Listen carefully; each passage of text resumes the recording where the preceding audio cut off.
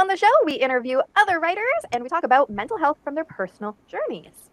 If you have not already hit that like and subscribe button, go ahead, do that now so that you never miss an episode. Hi, everybody. Welcome to Tuesday. Isn't it beautiful? It's beautiful here. Finally, thank goodness. It's not supposed to be all week, though, so we're just going to ignore that. So with us today, we have Murphy Monroe. Hello. Hi, pleasure to be here. How are you today? I am doing well. I've had other than a little dental work, I've had a really uh, positive day, and I'm Oh, excited good. to be here. Excellent. Yeah, dental work is kind of not my friend. Actually, hair in my mouth, lovely. Last time when I went to the dentist 2 weeks ago or something, I was the first appointment of the day, and she said I set the bar very high for everyone else. So it's fine. Well, I am a really sensitive dental patient, and my Oh, doctor is really, really patient with me, and I'm okay. very glad for it. Well, that's good. Yeah. Excellent. So tell us, other than that you're sensitive at the dentist, tell us a little bit more about who you are. Yeah, great. So I live just outside Chicago, Illinois, in Evanston. I've got two kids, two dogs, two cats. Oh, wait, I hold have on. What are the cats and dogs' names? the dogs are Miso and Willie Mays, and the dogs are, excuse me, I said that wrong. The dogs are Clover and Willie Mays, and the Oh, cats are Miso and Chester Copperpot. oh my gosh, Copper Pot. I love that. That's adorable. Okay. Okay, now you can continue. Um, yeah, so I have a couple of my hands in a couple of different types of work. I run a circus school. I also am Hold on, really, what does that entail? A circus yeah, school? right. So we're a circus school in Chicago that teaches over 1,000 students a year, both recreational and professionals in all of the circus things you can imagine, short of animals. So from tight wire to trapeze and aerial fabrics and juggling and you So name it. cool. We have a full clown and circus school, and That so is so cool. that's my day to day life. Um, So cool. yeah. I'm also autistic and have a lot of ways that I cope and try to get to a place in life that's beyond just coping. And Uh, we're going to talk more about that. yeah, great. Hmm. Um, and part of my autism journey has been learning about sensory deprivation. And so, on top of the circus school, I also own a float spa. I Which love it. I just tried one of those. I shouldn't say just. It feels like about 2 months ago now because I had to dye my well, okay, I didn't have to, but I really wanted to dye my hair in between. Mhm. And so I had to wait before I could go back. Yeah, yeah. It was amazing though. I tried it for the first time because there was a new one that um, opened about 45 minutes from me. It's right by my husband's work, so he told me about it. It was so cool.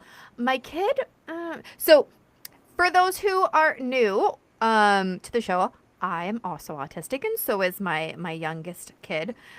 She's I hate the severe and high functioning all those, but we can talk about that later. But she has more struggles than I do, let's say. So when we were floating, we went in the bigger tank, so two people could float. Um, and every so often I get a little like wave going on because she does not know how to stay Right, still. right. Yes. She was not a fan. I loved it. Huh, yeah, So that's absolutely. so cool. How did you get into wanting to own one of those? Well, so I discovered it maybe about 15 years ago, and the moment I did it for the first time, I was just profoundly impacted by it. It was really, it just felt so good and natural to me. So I started doing it more and more. And then at one point, I acquired my own float tank to have in my house. Oh, Started floating every day. I've likely spent as much time in sensory deprivation as nearly anyone out there. Um, After years of that, I then there's a float spa in my just a couple miles from my house, and it went up for sale, and Okay. it just seemed like the thing to do, and so I, Yeah. forced a small peg into a round hole in order to make it fit, and I worked it out, and it's great fun. Oh, so cool. Awesome. All right, you can keep going again. I get sidetracked on stuff, but that was I love it. cool. Yeah, well, so that's a big part of who I am. I'm interested in the performing arts. I'm a parent. Um, and I think I have over the course of my lifetime become more and more aware and in touch with how autism is me and creates me and makes up me, and how I'm just on a, like so many other people, I'm just on a journey to figure out how I can survive a happy, good life on the planet as a partner and parent and fellow human being that's productive, and that Mm-hmm. also the whole time reflects me and my values and the way that I behave naturally, and just always trying to figure out how to make all of that work at one time. Yes. Oh, very nice. Okay, so let's talk autism for a hot second or for a long second. Because I have a whole bunch of questions for you, actually, that have popped into my head. So I guess first, because I don't know why, but this popped into my head. When you say I'm an autistic person or I'm autistic, whatever, there's been all this debate over the years, and Yep. I think this has popped into my head because last week when I was at horse riding lessons, it came up. So I want to know your opinion of it. Um, so people are like, "Oh yeah, I'm autistic." I say that. I don't care. You obviously are okay too. But there was this debate that you say person with autism, and it really, really mattered and made a difference to us. What's Yes. your take on that? Well, I guess the first thing I would say is anyone with any sort of disability can call themselves whatever they like and use whatever kind of language they want to represent themselves. So let me just first say that, because I think that that should be a basic rule. For me, it's not even for me, it's a fact. Autism is not a disease. Autism is not something you have. Autism is a neurotype. And so it is something you are. One does not say that they have gay. One says that they are gay. And I don't think autism is something you have. It's something you are. At least that's my view. And so I am autistic. I mean, there's nothing else that I am. I'm also white. I'm also Irish. I'm also a lot of things. But I can just tell you that 100% of the time, autism is driving the bus. And so I am autistic. And it just, to me, is clear and obvious. Happy to respect whatever anybody else wants to call themselves or even how they want to be referred to. Yeah. Um, but autism isn't something I have. That just feels like it's ancillary or optional, um, and or that maybe you'd want to get rid of at some point. And none of that feels comfortable to me personally. Yeah, yeah. Awesome. Um, Mango King TV says hello. So hi. Hello. In our chat, hello. Love it. Um, I love when you were like when you related it to people don't say I have gay because that was like the best picture of the definition of what you were saying.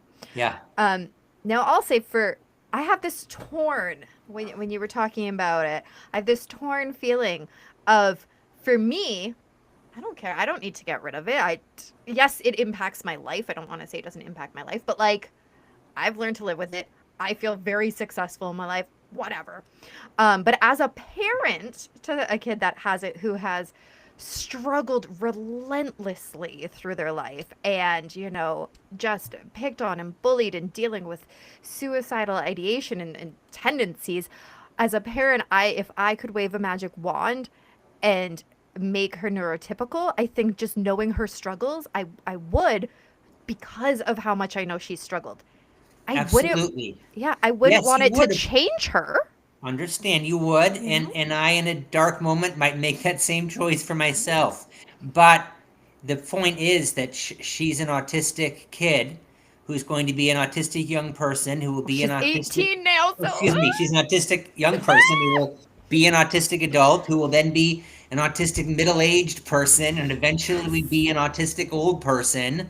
And there is no point at their life in which autism won't be Yeah. who and what they are. And so to me, and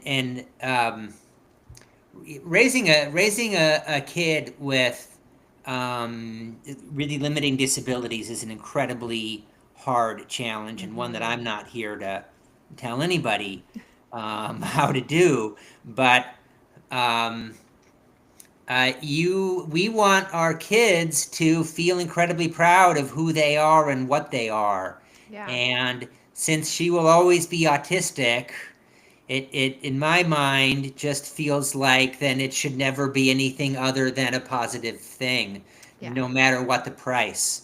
Yeah. I think about, I don't know if she's verbal or nonverbal, Oh, but she never shuts up to the right, point yeah, that you're like, I don't even know what you're saying right, anymore. totally. But you think about so many hypoverbal, Mm-hmm. autistic folks who speak not at all or are involuntarily mute, depending. Mm-hmm. And we have proven time and time again that there are all sorts of really, really deep thinking Yes. and really complicated, important work that happens inside of those brains. This has been proven. Yeah. There are savant skills, and not everybody has savant skills, I do but not. there are often with people who are nonverbal, often correlate with some savant skills that Mm-hmm. might even be hard to uncover or unpack. Mm-hmm. But um, I believe that every one of those skills and every one of those things is something society needs, Yeah. and maybe even is something necessary to evolution. Yeah. And um, so my world is one in which somehow there's a whole big group of people super proud to be autistic, and a whole another world of people doing their best to make those other people's lives as integrated and manageable, calm, um, Yes, calm. successful as possible. I love that. I love that. Yeah, we're always trying, and I feel like we've never made it a bad thing. Oh, but it's just you have I feel like a parent perspective is a little bit different than my personal perspective, because as a parent, you never want your child to hurt, but Yes, there's yes. there's absolutely nothing wrong with her, but you just never want them to hurt. You don't want them to be Well, picked and on. You don't want them to have to try 10 times harder. Like it's any parent I think would agree with, you want the best for them. But she growing up yeah. autistic is traumatizing. Yes. And we're going to Um, talk about that. yeah. Oh, we're going to talk about it. Yeah, yeah. But just so I make sure I leave this on a positive note before we move on. Yeah, Um she's absolutely intelligent. Like I said, sometimes she never shuts up and then I confuse what she's saying, but you can have deep conversations. of course. But she lies in the skill set of artist. I can write, but she can draw amazingly. Yeah. And she has drawn some of my books. So anybody, if you want to look up her stuff, she loves hearing about when people love her drawing. So That's any of great. the Woofy books, that's all her. I give her full artistic range of here's the story, do something. That's great. It takes a really long time, but they turn out wonderfully. So that leads us over to our next little chat here, which I wanted to know, when were you diagnosed, and tell me about that Well, line of thought. as a young teenager, this would have been in the 80s. I was told I had something called Asperger's, um, which I didn't know or do or think too much about. I had really good meaning parents who were educators. Um, and, along with that came other diagnoses like dysgraphia and I can't even think of the word for it right now, but not being able to recognize faces. Um, Oh, yes.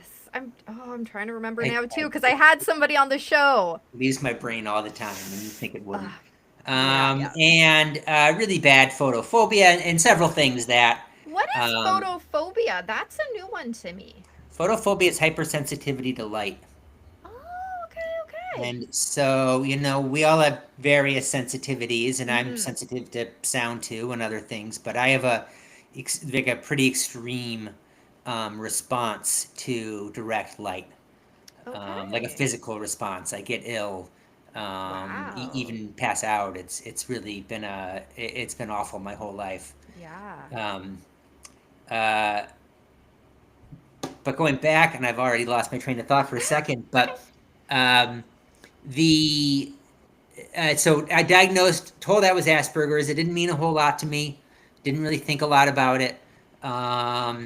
Then at just after college, I saw a psychiatrist, and about half a year in, he said to me like, "Hey, you must know you're autistic."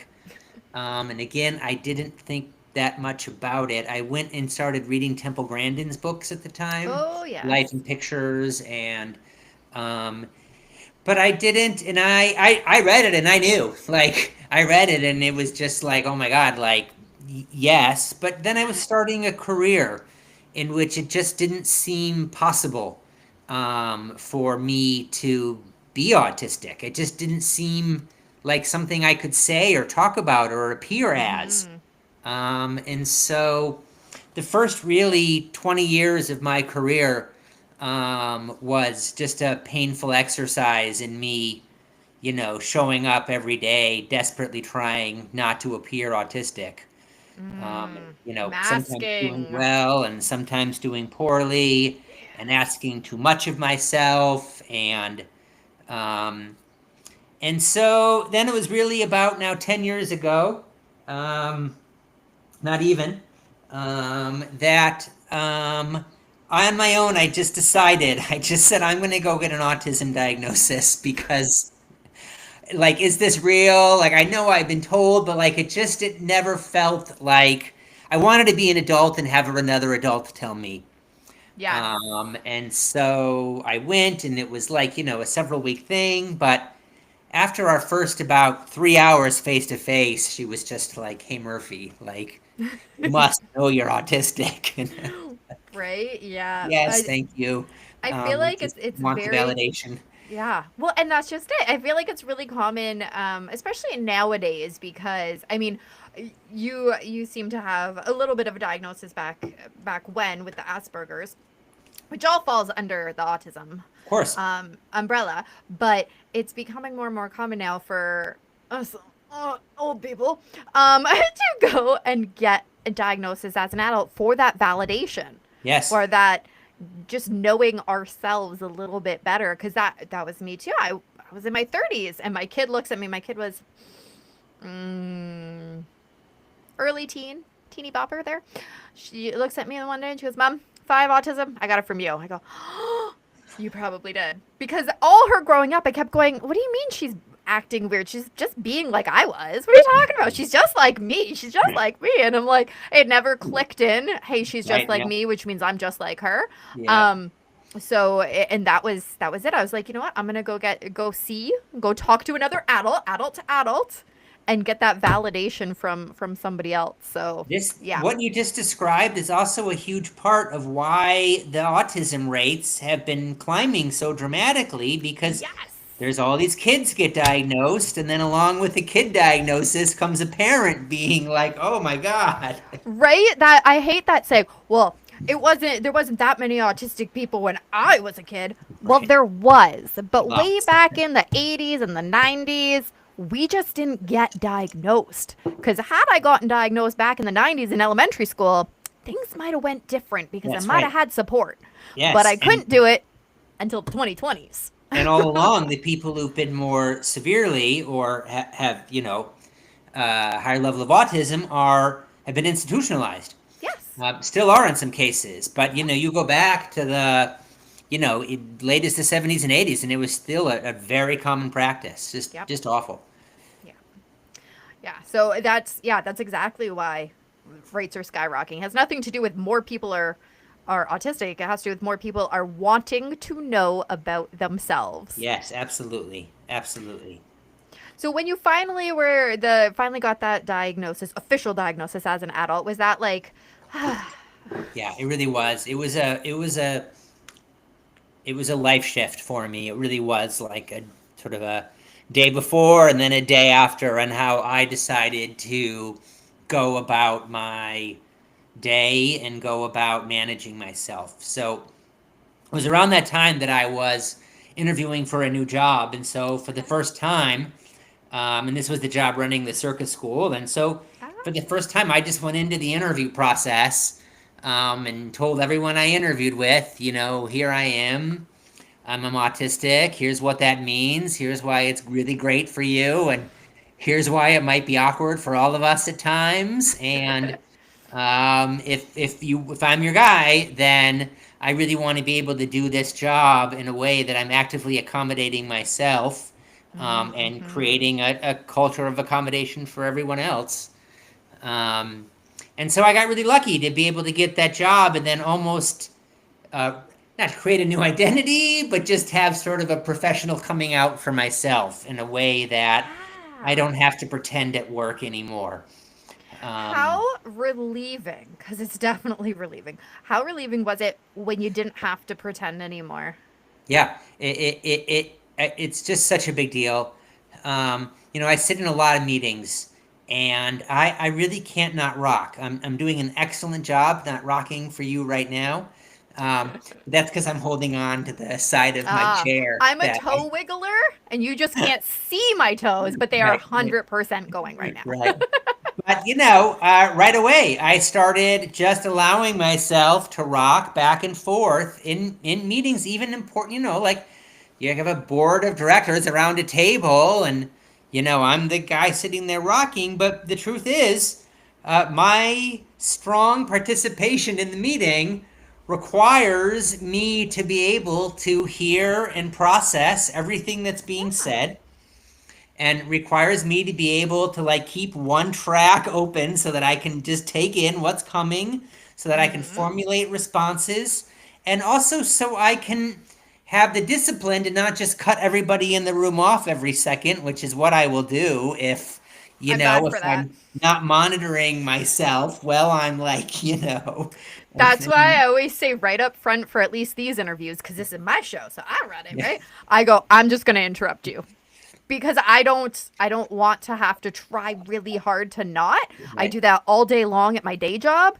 Now is time to just release it all. Yeah, totally. Or to look for the spot, and like I'm Yeah. bad at finding the spot. And Yep. yeah, absolutely. That's probably one of my biggest things is I just like interrupt because I have a thought needs to say it, but like I'm not meaning to be mean or interrupt you, but like And you're words. curious. I think this is Yeah. something that happens with autistic people because we're information seekers, we're information gatherers. Mhm. We want correct information. We're willing to get rid of incorrect information really quickly when we learn it's incorrect.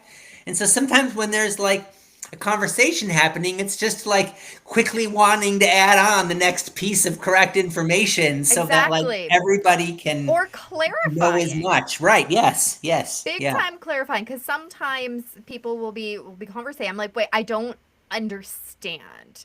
And that was actually one of my big ahas, was that when I learned that I was autistic and okay, my brain is thinking differently, that's totally okay, but that is why sometimes I don't understand things. I finally gave myself permission to say, I don't understand. Can you, like, I need this explained Yeah. again. Right. Where before I used to pretend and play along, be like, yep, totally get it. Yes. And then it's like, go back to your work. I'm like, I have no idea what I'm doing Yes. right now because Yes. it was not clear. Now I'm just like, I don't get it. You need to say this again in a different way. Yes. Yeah. And I mean, all of these are just accommodations that like is what young autistic people, autistic adults, and it's not just autism, it's disability across the Yeah. board in so many cases where um, getting to a point where you're comfortable asking for reasonable accommodations is it's hard. I mean, I'm a confident, well-spoken white male who can, like generally get what I want. But when I'm in a meeting and the only thing I really want is to just lower the blinds so that the Yes. light's not like, I have to like work up the like courage to like just ask for such a basic accommodation. Yeah. And it's hard. It's hard for people to just like say what they need and ask for it directly. Yeah, that's so huge, and that's something that we always tried. My husband and I always tried with um, Lev is to try and advocate for herself. Sometimes she takes it to the extreme where she's like, "But I need this," and it's like, "Yes, but in this circumstance, you can't have it. Like it's Yeah, just not a doable thing. I know you might need it, but we need to come up with a different solution." And sometimes that can be tricky when she's like, "I don't want to do like I found a solution. Why can't this solution work?" It's like that doesn't work for this. So, it's still a work in progress, but I think it's so important to teach them as young as possible. And this goes for everyone, I think, whether you have a disability or not, to advocate for yourself, to yeah, stand up for yourself. Because if, anybody can need accommodation, even if you don't have like a diagnosed for disability. sure, for sure. We need breaks, we Yes, need dimmer lights, you need bigger yes, words on the computer, yes, whatever it is. yeah, We yeah, need to learn how to yes, do that because it is yes, not easy at all. And I feel yes. like we often raise kids to not ask things. You just do what you're told, and that doesn't translate well to advocating for yourself. You're absolutely right. And knowing you have a disability is a privilege. In many Yeah. cases. And so getting diagnosed, particularly if we're talking about autism, that's an expensive, Yes. time-consuming endeavor that private insurance is rarely going to pay for. Mm-hmm. And so if you have accommodations that you need to have without having been given some official diagnosis, those are still accommodations that need to be met. Yeah. Um, and no, yeah, no doubt about that in my mind. The education system needs a lot of Hmm. coming around to it still. Don't even get me But started on yeah, that. Okay, so what are some of the other coping strategies that you have found work really well for you? yeah. Stillness and darkness, I would say, is my number one coping strategy. And I really wasn't able to really take advantage of this until I was an adult. Um, so, well, as an example, as a young person, one of my very favorite places to be was in the back of the closet. I would close the closet door. I would go behind where all the clothes were hung and just be like in the dark in the back, protected by the clothes and the door. I would often lie between the mattress and the box spring, Oh, you like to be because it was like a squished, no dark, pressure? comfy, like safe space. Yeah. And this is part of why I got, probably likely entirely why I got so into float therapy and sensory deprivation, That's what I was because thinking. it's really just time and stillness. And so Mm-hmm. uh, interoception is a major issue for the vast majority of autistic folks, of course, on a spectrum. And Oh, yeah. interoception is our ability to hear our body communicate with us, right? So our body tells us Mm-hmm. we're hot or cold or have to pee or whatever it is, your body tells you. Um, and folks on the spectrum, within a spectrum, have really, really keen interoception or really, really poor interoception. And mine is really, really poor. Mm-hmm. And so for me, it was actually in a float tank, in the darkness and silence of a float tank, that I come to understand my heartbeat for the first time. I mean, like a grown adult, and here I am, like, oh my God, that's my heart. Because I never had any kind of connection between my body and my mind in that way. And then all of a sudden, I like connecting to my heart, and then a couple of months later come my lungs and like my diaphragm, and I'm all of a sudden having like an entirely different relationship between my mind and my body that I've ever had before. And so Wow. it's silly, but like, or not silly. You know, the chances of me, I have improved my interoception naturally this way. I'm That's so more in cool. touch with, maybe I now have 30 seconds longer to make it to the bathroom, or I Yep. have, I'm slightly more likely when I'm starting to get sick, that sort of thing. And Yeah. so building the mind body connection, huge hack. Um, I know photophobia is a thing for me, and so darkness is particularly something I have hacks around. I have, Yes. blinds in the house, and I have a specific room in my house that is built to be true dark that has a mattress in it. Oh, Um, wow. Yeah, I uh, have a blind and a curtain in yeah, my right? bedroom. Mine's the Yes. only one that has the double because if any little bit of light, I Mhm. can't sleep. And you've got your Right? eyes closed. I Yes. even put like an eye cover on. I'd like dark, dark, dark, dark. Yes. Yes. Um, I guess another hack that I use that uh, I have a really hard time in airports. I can't. I can't really tell my left from my right very well. Okay. And if you want me to get from like A6 to A12, I know it seems really obvious that it would just go 7, 8, 9, 10, 11, 12, but it's just not to me. And I've missed a lot of flights Mm, because of my being convinced I don't know where the gate is, and then going the wrong way and second guessing myself and going back the other way and literally panicking and not being able to make it to my own gate, which is oh, just wow. something you'd think that anyone who would meet me would just assume that's something you can do. And I think So I was good. just gonna. Yeah. One of the things I always say to the girls at work, if something random has happened the night before, I go, you know, what a lot of parents take for granted, I stop and go, oh, "Yay, she figured it out!" Yeah. Right? And Right. that's Yeah. one of those things that Totally. you take it for granted that Yes. A12 is that way Right. because this is Yes. A6, but Yes. Yeah. no, no, no, Yep. no, So I fly a fair amount, and I always just when I set up my ticket, I click the box for boarding assistance, no. Okay. and I meet a human being at the ticket check-in, and they just politely, friendly walk me to the gate. Oh, that's awesome. And bring me to the gate, and then there I am, and I know where I am, and I'm centered now, and I don't miss flights, and I don't get onto the plane in a state of, like panic. Yeah. Um, and so that's a hack I've picked up in the last while that has really made a big difference to me and is really simple to Yeah. do on all airlines. You don't need to be in a wheelchair. If you just need assistance getting to the gate for whatever reason it is, it's available. I think another big hack for me is just being really protective of my time. I I have try been to learning that Yeah, one. I try to not Woo. book too many things in a day. So you and I were doing this today, and I had a dental thing earlier, and so that was it.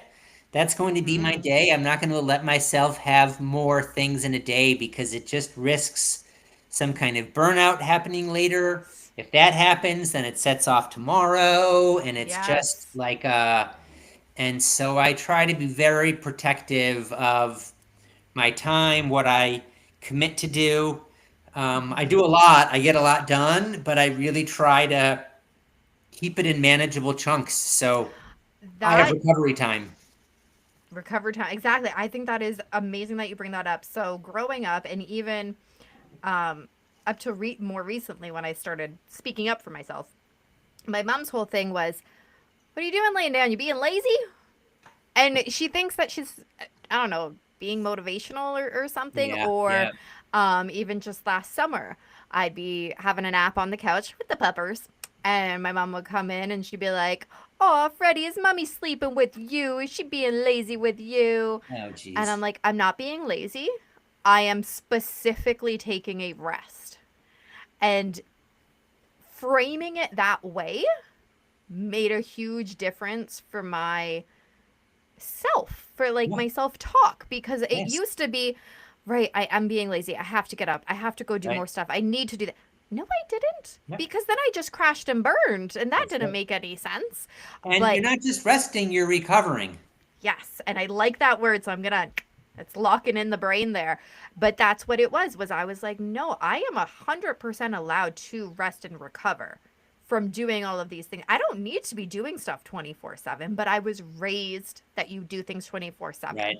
And that Yeah, did not work well, because like you said, then you crash and burn and it ruins your tomorrow and tomorrow. And that's something that we learned with Lev, yeah, that even just having one or two things a few days in a row was a lot. So we do something on Monday, we recover on Tuesday, and then something on Wednesday, and then recover on Thursday. And yep, that is how we have to break it yep. up.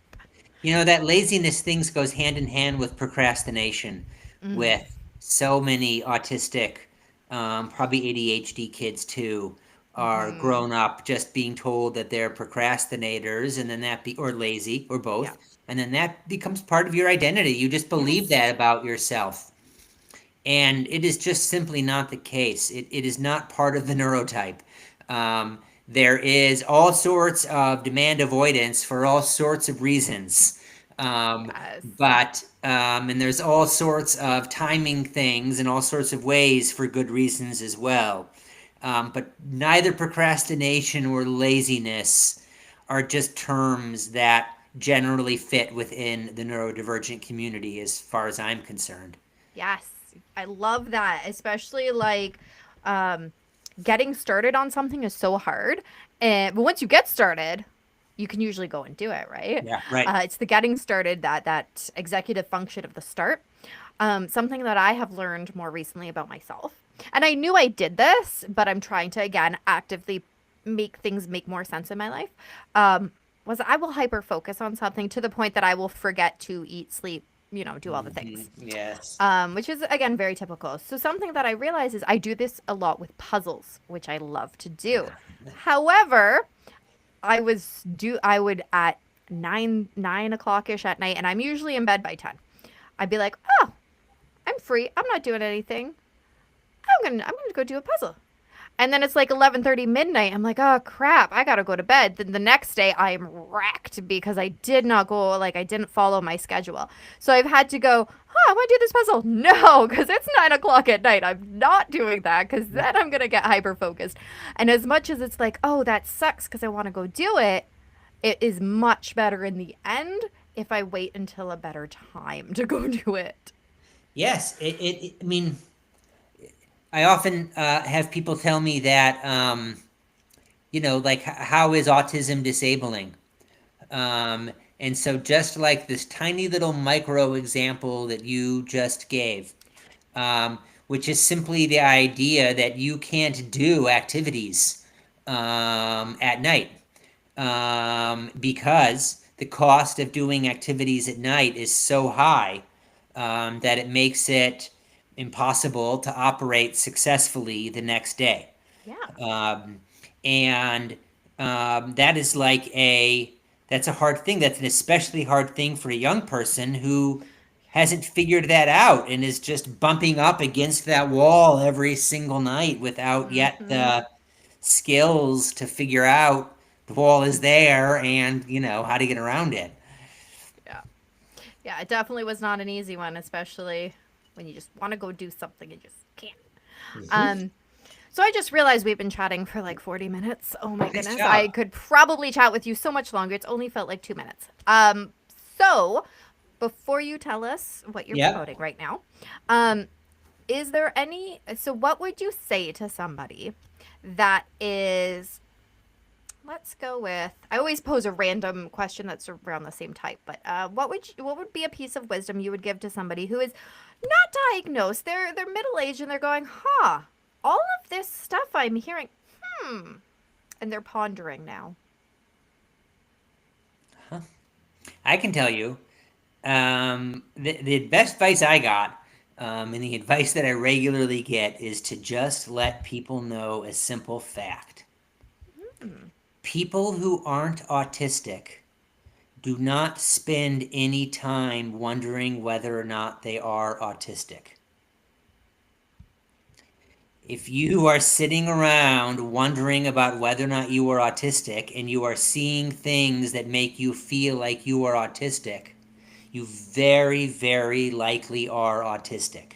So you mean when There, you there start doing like 50 of those online assessments to yes, find there, out? there aren't, the neurotypical people I know, my wife has not spent a second of her life wondering whether or not she's autistic. And the vast majority of people have just never even considered. Autistic people have a fundamentally different framework and wiring and experience and see things differently. It's not subtle. And so either you do or you don't. And if you feel like you do and you've read about it and it all matches, I, I'm pretty sure that means you're autistic. I like that. But yeah, when I was pondering it, even before my kids said it, I was starting to a little bit wonder, right? Yeah, you start doing the online assessments. Oh, this one says I am. Okay, let's go try another one. You go, oh, this one says I am. Oh, let's go try another one. Well, guess what? Guess what? They were right. um, Yeah. that's hilarious. Okay, so what is it? What are you doing right now? What are you promoting? Well, I have an ongoing creative project that I'm just super excited about, which is a solo performance show that I've created for myself, um, that I've been writing over years, and I'm now starting to work with a director to bring it to stage. But it is a series of conversations between me and folks throughout the stage line of the timeline of my life, with me in the form of letters, communicating with them about the experience we had together and how fundamentally it was different from me. And sort of touching on our relationship and touching what is different about it for me, and then throughout it unveiling various aspects and teachings about autism, with a particularly strong focus on masking. I'm just the statistics on matching or on masking, excuse me, are just so scary. It is 16% of our homeless population that's autistic. That's a huge number. And it's because of masking. If you spend your life pretending to be something you're not, eventually you aren't anything. And it's a really hard, awful life circumstance to end up in. Um, And and exhausting. So right, exhausting. just completely exhausting and scary and lonely. Um, and so I think the story of masking and helping people understand what a price people pay for masking, and all the things that go on in our society that force masking, that just don't have to. There's just so many ways we could treat each other differently in school and restaurants, church, I don't care where you are. There's just so many places where we could treat each other differently that would really change lives in a big way. Yeah.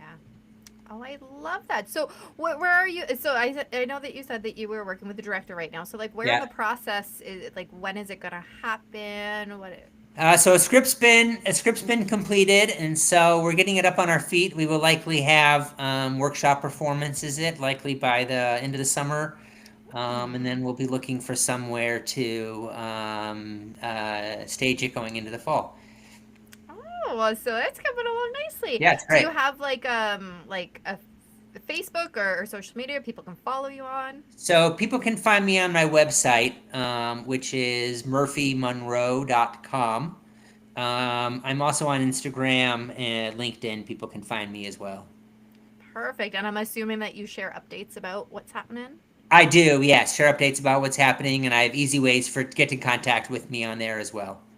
Awesome. And are you looking for anything in particular to help push this along or? Oh, what a great question. Um, well, I mean, I'm in the Chicago area, and I'm always looking for creative collaborators. So if someone who hears something they're interested in and would like to talk to me further, I'm certainly really interested in that. Um, I'm always the story of masking and specific stories of how masking has really hurt people, or has really affected people, or they've overcome something from it. Those stories I think are always great, and I would love it if folks would share them with me. I love that. That's a great idea. So everybody go follow because then you can keep up to date. Well, thank you so much for coming and sharing. Um, Amazing conversation. We had, Yeah, like I so said, it fun. flew by. It really flew by. Yeah. So with that, you stay right where you are. Everybody else, again, if you have not hit that like and subscribe button, go ahead and do it and share this out. The more that you share it, the more the message is going to get out there because we have so many important things that need to get out there. Um, Remember that we have a very cool merch store. 10% of the proceeds always goes back to the Canadian Mental Health Association. So jump on there. If you missed the last episode, then you missed me showing the cool new design that's up. So go and check it out. And remember, the only way to end the stigma of mental health is to speak openly and honestly.